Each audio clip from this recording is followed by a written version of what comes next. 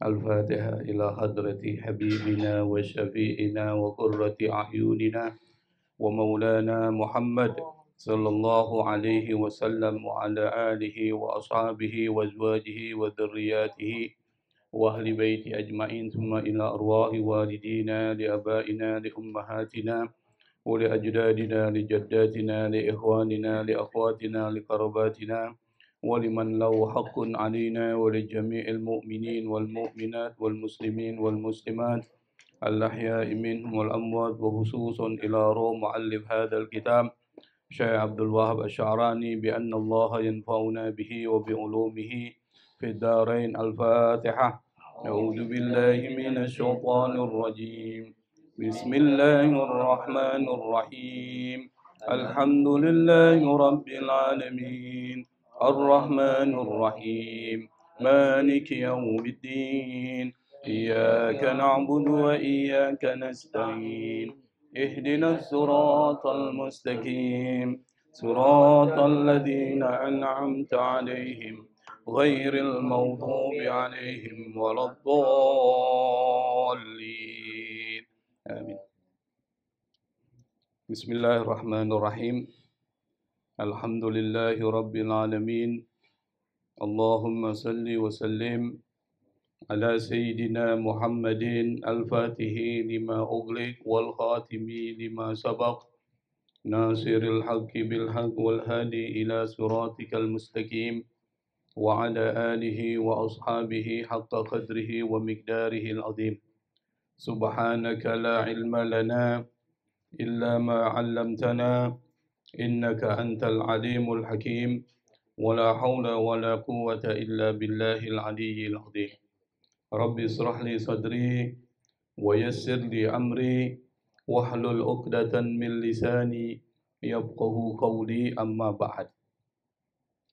Pada kesempatan pertemuan sebelumnya kita sudah membahas tentang persoalan manusia itu cepat melupakan keluarga mereka yang meninggal dunia.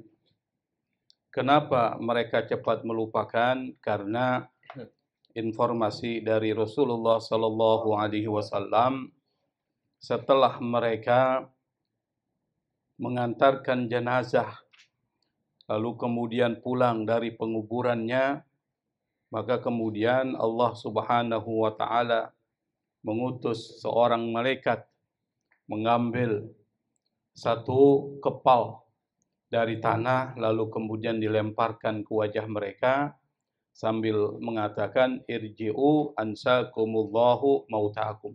Pulanglah kalian, semoga Allah Subhanahu wa taala melupakan orang-orang yang meninggal di antara kalian.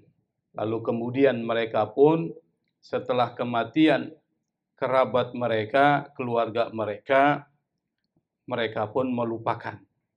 Dan itu bisa kita ketahui setelah beberapa hari dari kematian keluarga mereka, biasanya mereka sudah tidak ingat lagi. Makanya di dalam Islam ada takziah selama 1 hari, 2 hari, 3 hari, sampai kemudian 7 hari paling lama. Kenapa? Karena itu masa-masa masih terkenang. Maka perlu dihibur untuk supaya mereka melupakan sejenak. Tapi kemudian setelah berlalu 7 hari biasanya lupa. Suami lupa istrinya. Orang tua lupa anaknya kalau sudah meninggal. Biasanya seperti itu. Anda bisa bayangkan kalau seandainya ingat terus, maka sulit dia melanjutkan kehidupan ini. Maka Allah buat lupa supaya yang hidup terus melanjutkan hidupnya. Nah, pada kesempatan pertemuan malam ini kita akan lanjutkan bahasan kita, kajian kitab Mukhtasar Al-Qurtubi. Qala al-musannif rahimahullahu ta'ala babu ma jaa fi rahmatillahi ta'ala bi'abdihil mu'mini idza dakhala fi qabrihi. Babu pembahasan ma jaa tentang fi rahmatillah tentang kasih sayang Allah Ta'ala kepada siapa? Bi abdihil mu'min, kepada hambanya yang beriman, idza dakhala fi qabrihi, apabila dakhala masuk, fi qabrihi dalam kuburnya. Nah, pembahasan pada pertemuan malam ini kita akan membahas tentang bagaimana Allah Subhanahu wa taala menganugerahkan kasih sayangnya kepada hamba-hambanya yang beriman apabila mereka itu dikuburkan atau masuk ke dalam kuburan. Yang di sini maksud masuk dalam kuburan bukan masuk dengan sendirinya, tapi maksudnya adalah dikuburkan. Jadi istilah yang digunakan dakhala fi qabrihi, masuk ke dalam kuburannya. Tapi maksudnya adalah dia dikuburkan, dimasukkan ke dalam kuburannya. Informasi terkait dengan persoalan itu sekali lagi adalah harus dari wahyu. Harus informasinya dari Allah Subhanahu wa taala. Apakah itu dari Al-Qur'an ataupun dari riwayat-riwayat Nabi Muhammad sallallahu alaihi wasallam serta informasi daripada para sahabat, atau mereka ini perkataannya disebut dengan asarus sahabah. Ruya, diriwayatkan, an Ata'i al-Khurasani, diriwayatkan dari seorang yang bernama Ata al-Khurasani. Al-Khurasani itu adalah nisbat kepada wilayah di mana dia tinggal, yaitu di Khurasan. Khurasan itu kalau kita ukur secara geografis ya, dengan peta sekarang itu berada di antara Iran dan Afghanistan. Berarti di wilayah Asia Tengah. Atau Al-Khurasani ini beliau adalah seorang perawi hadis yang terpercaya. Thiqah. Kalau dalam ilmu hadis, perawi yang terpercaya disebut dengan thiqah. Dan beliau ini dari generasi ketiga. Generasi tabi'in. Jadi ada generasi sahabat, ada yang disebut dengan asrus sahabah, kemudian generasi sahabat, kemudian tabi'in, baru tabi'ut tabi'in. Ada masa Rasul, masa sahabat, tabi'in, tabi'ut tabi'in. Maka dia dianggap generasi ketiga. Atau generasi kedua, yaitu tabi'in. Beliau ini banyak meriwayatkan hadis. Dan hadis-hadisnya itu tersebar di dalam 6 kitab hadis. Dan beliau ini lahir atau hidup itu dan meninggal di Baghdad, jadi di Irak. Sekitar tahun 135 Hijriah, artinya sebelum Imam Syafi'i lahir. Jadi Imam Syafi'i lahir 150 Hijriah. Beliau atau bin Abu Muslim Al-Khurasani ini meninggal 135 Hijriah, berarti 15 tahun sebelum Imam Syafi'i lahir dia sudah meninggal. Berarti lebih dulu dia. Dan beliau ini seorang ulama yang doanya itu dikabulkan Allah Subhanahu wa taala. Apa perkataan dari Atta al-Khurasani? Beliau mengatakan annahu kana yaqulu, dia berkata, arhamu ma yakunu rabbu jalla wa ala abdahu idza dakhala fi qabrihi wa tafarraqa anhu ahluhu wa jiranuhu wa mu'arifuhu. Kata beliau, Allah Subhanahu wa taala arhamu, lebih menyayangi kepada siapa? Abdahu, kepada hambanya, idza dakhala fi qabrihi, apabila hamba itu masuk ke dalam kuburannya, wa tafarraqa anhu ahluhu, dan keluarganya meninggalkan dia yang sudah dimasukkan ke dalam kuburannya. Wa jiranu, termasuk tetangganya pun meninggalkan kuburannya. wa mu'arifuhu. Mu'arif itu kenalannya. Mu'arif. Kalau ditanya bahasa Arab kenalan itu, bahasa Arabnya adalah mu'arif. Kenalannya. Jadi pada saat ketika jenazah itu dikuburkan, setelah dikuburkan tentu semua pada pulang tuh. Siapa? Keluarganya yang nganterin, tetangga-tetangganya yang ikut nganterin, serta kenalan-kenalan dia, teman-teman kerjanya yang ikut nganterin, pulang semua itu. Wa kana li Abi Umamah Al-Bahili, Abu Umamah Al-Bahili itu, beliau ini adalah sahabat Nabi. Kata Al-Bahili itu dari Bani Bahila. Bani Bahila ada di mana? Ada di wilayah Arab Selatan, yaitu wilayah Yaman. Jadi negeri Yaman ini itu banyak kota-kota tuh. Ibu kotanya adalah Hadramut. Ada kota tuh Hadramut, ada Tarim, ada Taris, tuh banyak tuh. Dan tempatnya gersang, tandus. Jadi negara Yaman itu adalah negara miskin. Sampai sekarang itu negara miskin. Tempatnya tandus. Kalau dibandingkan Indonesia jauh lah. Jauh sekali. Nah, beliau ini sahabat Nabi Muhammad sallallahu alaihi wasallam dari suku Bani Bahila di Arab Selatan Yaman. Beliau masuk Islam itu sebelum perjanjian Hudaibiyah. Jadi sebelum perjanjian Hudaibiyah, dia masuk Islam.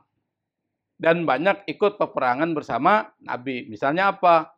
Dalam Baiat Ridwan. Kalau kita belajar sejarah Nabi itu ada beberapa peperangan. Termasuk juga beliau ikut peperangan Yarmuk melawan Kekaisaran Romawi Timur. Ini sahabat Nabi. Jadi kalau kita menghina sahabat Nabi nggak pantas. Karena sahabat-sahabat Nabi itu mereka berjuang sampai nyawanya mereka berani korbankan. Dan beliau ini juga perawi hadis. Tapi dibandingkan dengan 7 sahabat Nabi yang lain yang kita sering sebutkan nama-namanya, dia termasuk yang tidak terlalu banyak meriwayatkan hadis. Sekitar 250 hadis yang diriwayatkan oleh Abu Umamah Al-Bahili. Siapa Abu Umamah? Kita perlu kenal. Karena kita ini Muslim. Supaya kenal sahabat-sahabat Nabi. Beliau ini karomahnya banyak. Jadi sahabat-sahabat Nabi itu masing-masing punya karomah, kemuliaan yang diberikan Allah. Kenapa? Karena kedekatan kepada Allah, kecintaan kepada Allah dan Rasulnya, maka Allah cinta kepada dia, maka diberikan yang disebut dengan karomah. Karomah itu kemuliaan. Anda kalau ingin dapat karomah, yang wajib harus dilaksanakan, yang sunnah nggak boleh ditinggal tuh. Jadi kalau ingin jadi wali, yang wajib harus dilaksanakan, yang sunnah tidak boleh ditinggal. Itu jadi wali nanti. Misalnya apa? Sholat-sholat sunnah, kerjain. Puasa-puasa sunnah, kerjain. Amalan-amalan sunnah, jangan sampai lepas. Harus istiqomah. Kalau sudah istiqomah, maka itu bisa terangkat. Tapi kalau bolong-bolong, nggak bisa. Jadi istiqomah nggak boleh bolong. Misalnya dia puasa Senin Kemis, udah sampai 40 puasa. Setelah itu berhenti. Ada dia nggak puasa, sengaja dia nggak puasa. Ulang dari awal. Itu istiqomah. Berat kan? Berat. Makanya al-istiqomah khairun min alfi karamah. Satu hari sengaja. Kecuali kalau sakit. Itu nggak perlu diulang dari awal. Kalau nggak dimakan saya. Kata Bu Boy, kalau nggak datang rugi. Mana Bu Boy? Tuh, ada lagi. Kalau nggak datang rugi tuh. Ada. Nah, salah satu karamah dari Abu Umamah Al-Bahili ini pada saat perang Yarmuk tuh menaklukkan Kekaisaran Romawi Timur, dia bawa wadah kecil berisi makanan tuh untuk pasukan Muslim yang kelaparan. Wadah kecil, Pak. Seperti piring. Isinya makanan. Itu pas dimakan oleh pasukan nggak habis-habis. Tuh. Itu namanya wali itu. Min auliyaillah. Sehingga semua pasukan itu bisa makan. Dari wadah kecil yang berisi makanan yang nggak habis-habis sampai dengan Nabi. Susu yang diberikan kepada Abu Hurairah untuk diberikan kepada para sahabat yang tinggal di serambi Masjid Nabawi nggak habis-habis. Padahal itu cuma sedikit. Itu namanya karamah. Kemuliaan Allah. Kedua, Abu Umamah itu termasuk orang yang ketika dikepung musuh, itu selalu dibantu Allah. Ada tangan-tangan yang tak terlihat, itu menghalau serangan pedang dan panah yang hendak mengenai. Jadi ketika dia dipanah, mau ditombak, itu ada aja yang menghalanginya. Dan ini terdapat dalam berbagai kitab, termasuk kitab Hilyatul Aulia. Dan beliau juga itu punya kemampuan melihat sesuatu yang gaib. Bisa mengetahui, karena Allah kasih tahu, dia bisa mengetahui orang ini umurnya sampai berapa. Itu Abu Umamah Al-Bahili. Maka dia pernah bilang kepada seorang pemuda, engkau nanti akan hidup sampai engkau melihat cucu-cucumu yang ke-100. Dia bilang. Ternyata orang itu diramalkan oleh Abu Umamah Al-Bahili ternyata benar. Bahwa orang itu umurnya panjang sampai melihat anak cucunya yang ke-100. Haji Poji karena batuk nggak bisa datang. Saya batuk, saya datang juga. Nggak hilang batuk ini. Artinya apa? Artinya dia itu dimuliakan Allah. Maka kalau orang dimuliakan Allah, la khaufun alaihim wala hum yahzanun. Dia nggak takut. Mau ngapain orang dia nggak takut. Nggak pernah sedih dengan dunia ini. Dunia ini kan kecil bagi dia. Kalau kita kan sedih. Pertama apa? Kalau rezeki nggak dapat, kita kerja nggak dapat nih, sedih. Dipecat, sedih. Seakan-akan dunia ini besar. Bagi wali min auliyaillah, itu nggak pernah khawatir tuh. Apapun yang terjadi dia biasa aja. Karena dunia baginya kecil. Nah ini yang perlu kita contoh. Nah kita lanjutkan. Apa yang terjadi dengan Abu Umamah? Wa kana di Abi Umamah Al-Bahili. Abu Umamah Al-Bahili bisyami, dia tinggal di Syam. Syam ini adalah kota Syria. Jadi kota Syam itu pada zaman lalu itu mencakup Yordania, Damaskus, Palestina, itu termasuk Syam. Maka nanti kehancuran itu nanti akan bermula, kekacauan itu bermula di Syam. Akhir zaman. Di mana Syam? Palestina. Dan Palestina sampai sekarang kan kacau terus. Dan nanti Nabi Isa itu turun di wilayah Syam. Damaskus. Di Menara Putih, Masjid Damaskus, yang nanti akan mengejar Dajjal di pintu Lut, yaitu di Palestina. Maka di Palestina dibunuh itu. Siapa yang dibunuh? Dajjal. Oleh Nabi Isa, menurut informasi kata pakai tombak, menurut informasi pakai pedang. Ya itu nanti pembicaraan tanda kiamat itu. Yang kita bahas di Masjid Al-Ikhlas. Jalan Haji Rosin. Itu kemarin kita bahas tentang Nuzul Isa. Lahirnya atau turunnya Nabi Isa alaihissalatu wassalam. Kenapa dengan Abu Umamah wallahu ibnu akhin musrifin? Dia punya ibnu akhin, anak saudaranya, berarti siapa? Ponakannya. Dia punya ponakan. Kenapa ponakannya musrifin? Musrifin itu artinya dia dalam bahasa Arab asrafa yusrifu musrif itu berlebih-lebihan. Maksudnya di sini banyak melakukan maksiat. Ala nafsihi, terhadap dirinya. Fahadarathul wafatu, lalu kemudian kematian menghampiri ponakan tersebut. Hadar itu hadir. Al-wafatu yang hadir wafatnya. Berarti kematian hadir kepada dia. Maksudnya dia meninggal. Fasara ammuhu yaqul. Pamannya lalu berkata kepada dia, ya waladi, wahai anakku, Jadi pamannya, siapa pamannya di sini? Abu Umamah berkata pada ponakannya yang sudah meninggal, dia bilang, ya waladi, wahai anakku, amma nahaituka an kadza wa kadza, bukankah aku sudah melarang engkau dari melakukan ini, melakukan itu. Maksudnya ketika dia hidup di dunia, dia melakukan maksiat, udah diingetin tuh oleh Abu Umamah. Falam tasma' nushi. Tapi engkau tidak dengar nasihatku. Dan banyak di antara kita udah dinasehatin sama guru-guru kita, orang tua kita, tapi nggak didengar. Ente ngaji, mumpung masih diberikan hidup. Apa? Gue masih lama tuh. Gue masih muda. Padahal terkait dengan kematian bukan berdasarkan ukuran umur. Bukan deret ukur. Atau deret apa? Hitung. Kematian itu zigzag. Apa itu zigzag? Apa zigzag? Acak dia. Dia bisa datang kemana aja. Yang lagi main nyanyi dangdut, mati. Lagi enak-enak, mati. Yang lagi enak-enak dia senam itu, mati. Artinya apa? Bukan yang sakit yang didatangi, yang sehat aja didatangi kok. Itu maksudnya. Makanya kata Nabi, orang yang pintar itu adalah orang yang selalu ingat mati itu. Kalau orang selalu ingat mati, dia takut melakukan yang buruk. Kalau dia selalu ingat mati, pasti dia persiapkan hari-harinya untuk menyambut kematian. Dia akan pikir, satu hari saya berlalu, nggak ada satupun kebaikan, rugi saya. Kenapa? Karena umur nggak kembali, Pak. Nggak balik dia.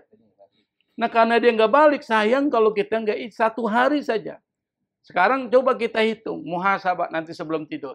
Kira-kira kebaikan apa yang kita lakukan dari pagi sampai sebelum tidur. Coba hitung aja. Apa yang sudah kita lakukan. Yang baik dulu, nanti yang buruknya. Hitung tuh, namanya muhasabah. Oh, saya tadi sholat, tidak sholat sunnah.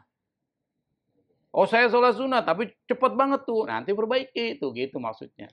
Jadi jangan sampai berlalu hari-hari kita, tidak ada kebaikan yang kita investasikan buat diri kita ketika pulang menghadap Allah Subhanahu wa Ta'ala. Udah dinasehatin tuh ponakannya oleh Abu Umamah, tapi kau tidak dengar katanya.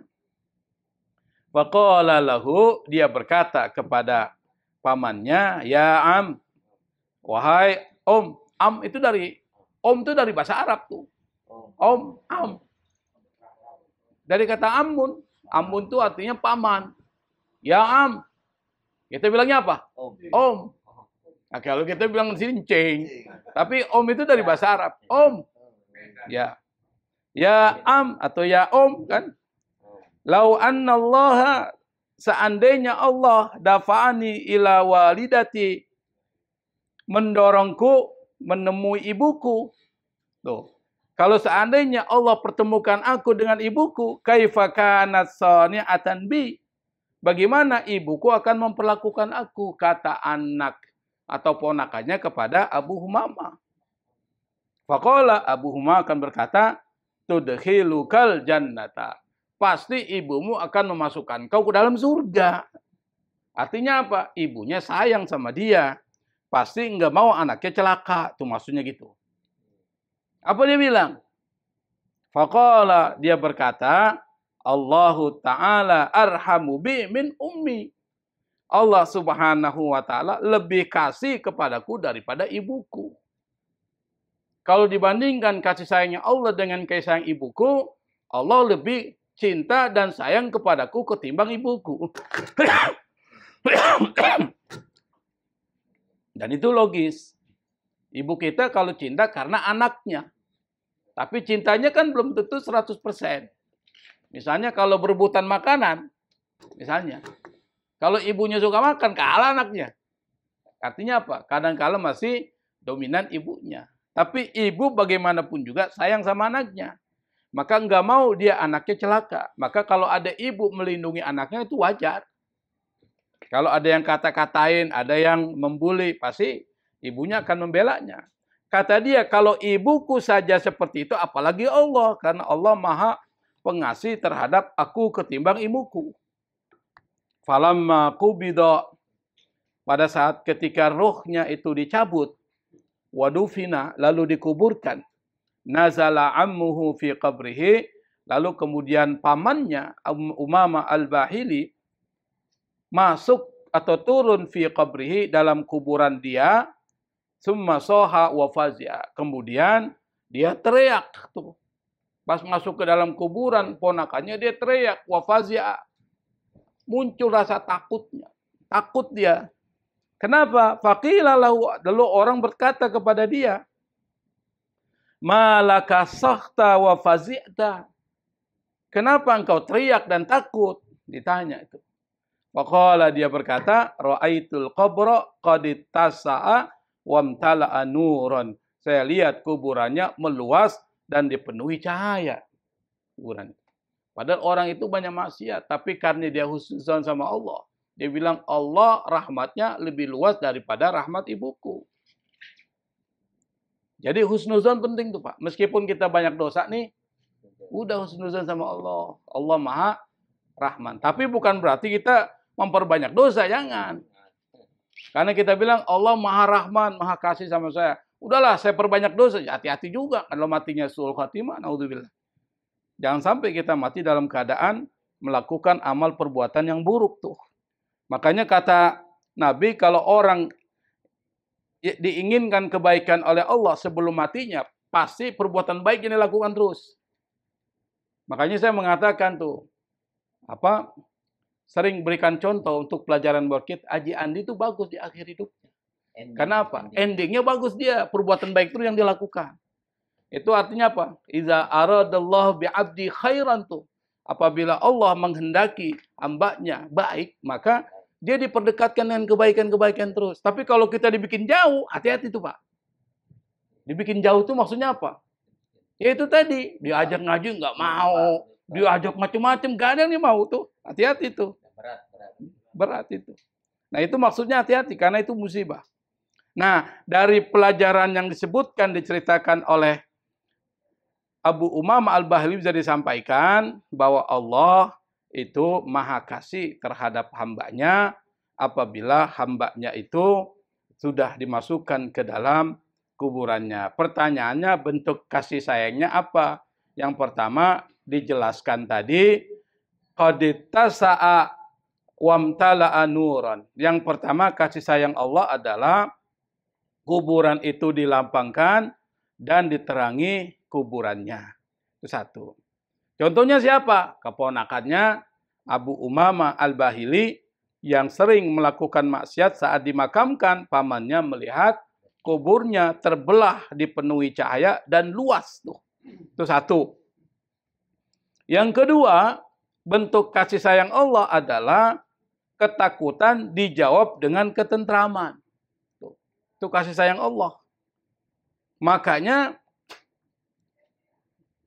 di dalam hadis riwayat Imam Al-Bukhari, seorang mukmin yang baru dikubur itu akan didatangi malaikat tuh.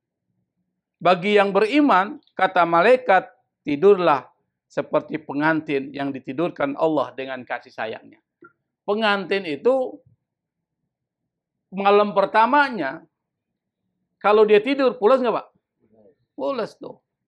Nah seperti itulah tidurnya orang yang dikuburkan Allah Subhanahu wa Ta'ala, yang beriman didatangi malaikat. Malaikat berkata, tidurlah seperti pengantin yang ditidurkan Allah Subhanahu wa Ta'ala. Yang ketiga, kasih sayang Allah adalah dilindungi dari siksa kubur tuh. Kita sudah pelajari sebelumnya bahwa kuburan tuh ada tekanan tuh. Setiap orang dimasukkan dalam kuburnya itu pasti akan dihimpit oleh kuburannya. Maka orang yang meninggal biasanya itu tulang belulang rusuknya itu begini tuh nanti. Tuh, dia bergabung begini. Jadi bukan melebar ke sana. Tapi dia meremuk ke sini. Coba perhatikan. Kenapa? Jadi himpit tuh. Dan tidak semua selamat tuh. Kecuali orang-orang yang dikehendaki Allah Subhanahu wa Ta'ala. Maka Nabi ngajari supaya tidak terkena siksa kubur. Yang pertama, apa tuh? Masih ingat nggak? Waktu sakit kita baca 100 kali surat Kulhu, baca kulhu. Apalagi? Ayat kursi. Ayat kursi kalau kita nggak mau diganggu setan tuh. Apalagi tuh? Al-Muluk, baca tabarok setiap malam. Baca apa lagi? Al-Muwazzatin itu pada saat ketika mau tidur supaya terjaga. Baca apa lagi? Alif Lam Mim Sajdah. Ketika sakit baca kulhu sebanyak mungkin. Ada yang mengatakan 100, tapi menurut saya sebanyak mungkin dibaca. Jadi diajarkan oleh Rasulullah SAW. Kita lanjutkan. Karena makanannya sudah manggil-manggil nih. Saya dengar suara itu manggil-manggil. Cepatlah, cepat nih. Gitu.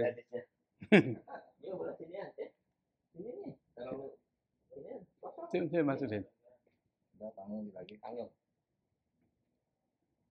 Wa kana min du'ai Abi Sulaiman Ad-Darani, di antara doa dari Abu Sulaiman Ad-Darani. Nah, Abu Sulaiman Ad-Darani juga adalah seorang ulama dia. Seorang yang masuk kategori ulama ahlu sunnah wal jamaah, dan beliau termasuk tokoh sufi sunni dari abad ketiga Hijriah. Jadi kalau abad ketiga Hijriah ya sekitar tahun 1000-an. Tahun 1000-an. Dan beliau ini adalah lahir dan tinggal di Suriah atau di Syria. Lahir tahun 140 Hijrah, meninggal 215 Hijriah. Berarti dia ketemu dengan Imam Syafi'i ini. Imam Syafi'i kan seperti yang kita sering atau saya sebutkan, itu lahir 150, meninggal 204. Berarti ketemu ini, kalau bicara ketemu, masanya ketemu. Abu Sulaiman Ad-Darani ini, beliau termasuk seorang ulama yang memiliki banyak karamah, kemuliaan. Di antara karamah beliau yang disebutkan dalam kitab-kitab manaqib atau biografi para ulama, beliau termasuk orang yang mampu mencium bau amal manusia. Kalau dalam kitab Ihya Ulumuddin itu, kalau orang banyak kejahatannya itu bisa terlihat seperti binatang A, binatang B, binatang C. Kalau orang sudah tingkatannya tinggi, dia bisa tahu nih orang kayak gini nih. Dengan mukanya udah kelihatan ada yang seperti monyet, seperti babi itu kelihatan.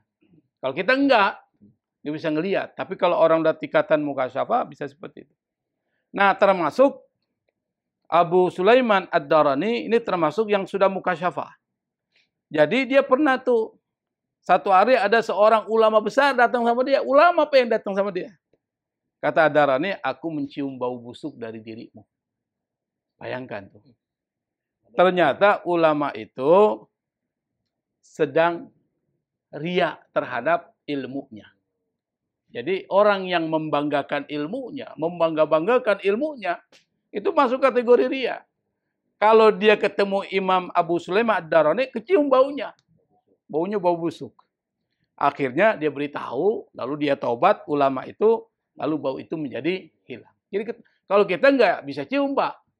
Kita nggak bisa cium. Tapi kalau ulama-ulama yang sudah kasyaf, itu bisa itu. Makanya kalau kita belajar Ihya Ulumuddin, kita amalin, bisa jadi wali, Pak, kita. Ihya Ulumuddin tuh. Yang malam Senin kita pelajari itu muktasornya, amalin saja tuh kitab itu. Itu bisa jadi wali tuh. Tapi jadi walinya dengan ilmu, bukan dengan apa? Kan banyak kita ini kan bukan gitu, ilmu gitu. Bukan zamannya lagi kita harus sakti-sakti gitu. Kita harus yang berilmu. Karena ilmu itu bisa membuat orang terangkat derajatnya.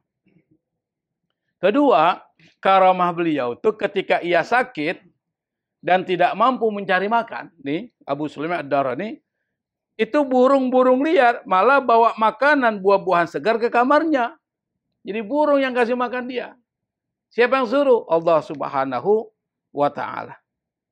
Bahkan dia satu ketika pernah tiba-tiba menangis di Damaskus. Ketika ditanya, apa dia bilang? Baru saja seorang muridku yang tinggal di Mekah baru meninggal. Jadi dia nggak tahu tuh. Orang dia tinggalnya di Damaskus, muridnya di Mekah. Tapi dia bilang, muridku baru saja meninggal, maka aku menangis. Ternyata informasi benar dan muridnya memang meninggal saat itu.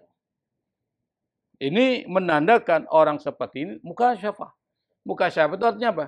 Tersingkap. Yang tersembunyi tersingkap. Atas izin Allah. Sekali lagi atas izin Allah. Bukan karena dia mampu, Allah yang izinkan. Sama dengan Nabi. Bukan karena Nabi mampu melakukan itu. Tapi Allah mengizinkan Nabi bisa melakukan itu. Dan Nabi pernah bilang, kalau Allah tidak izinkan, nggak mungkin bisa terjadi hal-hal yang seperti menurut logika kita nggak masuk akal tuh. Nah, kemudian Abu Sulaiman di antara doa itu dia berdoa, dan doa ini boleh kita baca nih. Allahumma anis fil qabri wahdati wa gurbati. Ya Allah, nyamankan di dalam kuburku kesendirianku dan keterasinganku. Wahda itu sendiri. Ghurba itu artinya terasing. Kalau Anda di dalam kuburan, sendiri atau bersama? Sendiri. Terasing nggak tuh? Terasing. Maka kita minta sama Allah. Ketika nanti berada di kubur, ada yang nemenin. Apa yang nemenin? Amal-amal baik kita, yang itu diserupakan dengan wajah yang cantik, ganteng, baunya wangi, pakaiannya bersih. Kita kalau ditemani oleh orang yang baunya wangi, wajahnya tampan, cantik, bersih, enak gitu Pak? Enak tuh. Tapi kalau yang nemenin kita, bau hitam, bau ketek, macam-macam lah baunya. Enak gitu? Nggak ada enaknya tuh. Maunya kayaknya cepat-cepat keluar aja kita. Nah ini logikanya gitu. Makanya amal-amal baik kita, mudah-mudahan ini termasuk amal baik kita, itu nanti Allah akan jadikan teman kita pada saat ketika kita ada di kuburan, yang amal itu menghibur kita. Ini doa dari Abu Sulaiman Ad-Darani. Wa ansyadu, lalu kemudian mereka bersenandung nih. Apa senandungnya? Nah ini syair nih. Ini kitab, ini selalu pakai syair, yang bikin susah itu. Ayyuhal waqifu i'tibaran biqabri. Ayyuha, wahai. Ayyuha. Al-waqif, orang yang berdiri. Waqafa. Orangnya waqif. I'tibaran biqabri. Berdiri, dia merenungkan. Merenungkan, mengambil pelajaran i'tibar, ibrah. Biqabri, berdiri di mana? Di kuburanku. Yang ngomong berarti, yang ngomong ini adalah yang penghuni kubur, maksudnya gitu. Istami fihi qawla azmir ramimi. Dengarkan perkataan azmi, tulang. Azmi itu tulangku. Ar-ramimi, yang sudah pada patah. Yang sudah membusuk. Audi'uni batnat sa'idi wa khafu. Audi'uni dari kata auda'a. Auda'a itu menitip. Yang di sini maksudnya kuburkan aku, titipkan aku. Di mana? Batna sa'idi. Batna itu perut, batan.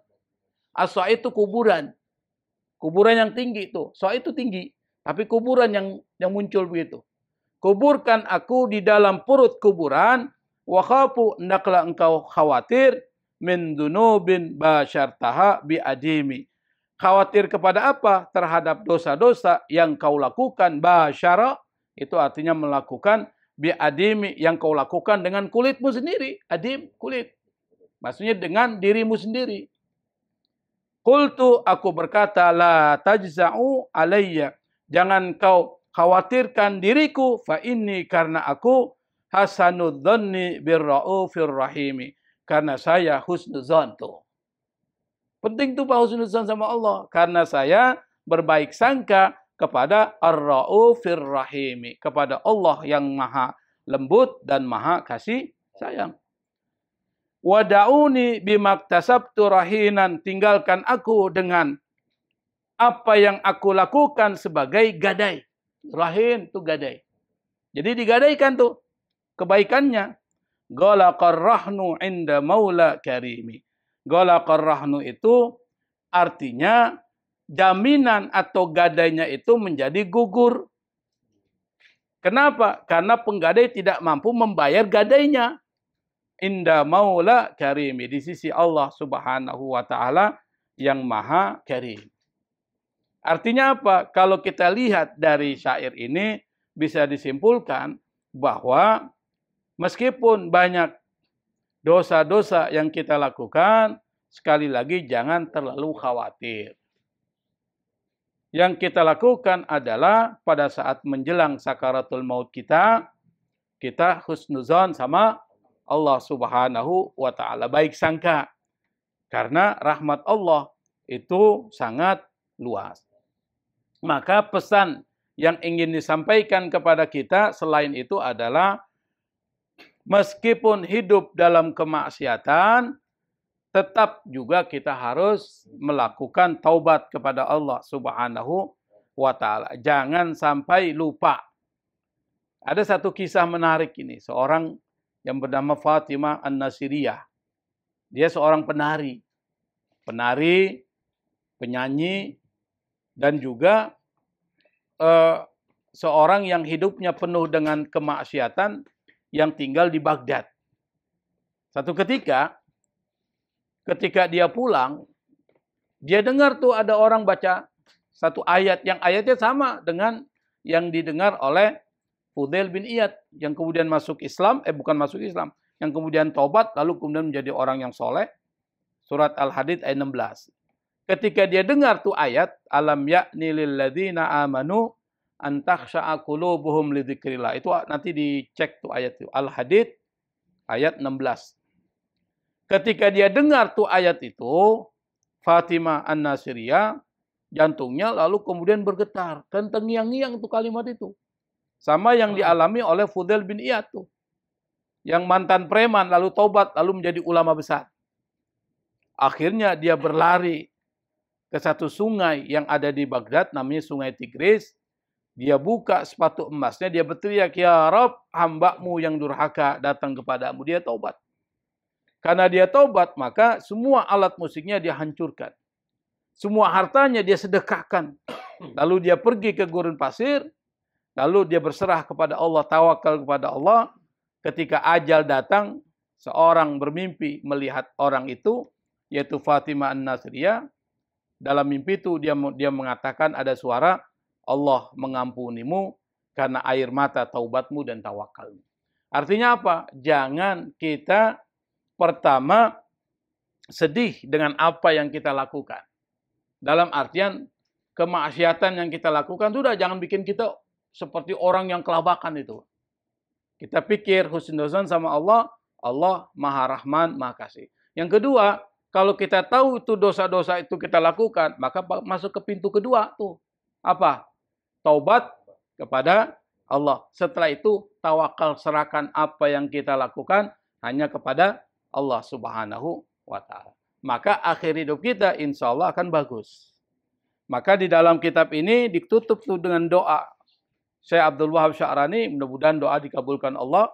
Dia bilang, Allahumma arhamna wa'fu anna wa ikhwanana al-muslimin. Ya Allah, berikan kasih sayang-Mu kepada kami dan maafkan kami serta saudara-saudara kami yang muslim. Walhamdulillahi rabbil alamin. Nah, bisa disimpulkan sekali lagi, yang pertama, kasih sayang Allah itu tidak terbatas. Kedua, meskipun maksiat kita lakukan, kita nggak susah terlalu khawatir. Ada pintu yang disiapkan Allah, yaitu pintu taubat. Maka sekali lagi di akhir hidup kita, perbanyak amalan kebaikan kita, supaya ketika kita mati kita dalam melakukan kebaikan. Yang kedua yang kita bawa kepada Allah subhanahu wa ta'ala adalah bekal yang baik. Wallahul musta'an. Assalamualaikum warahmatullahi wabarakatuh.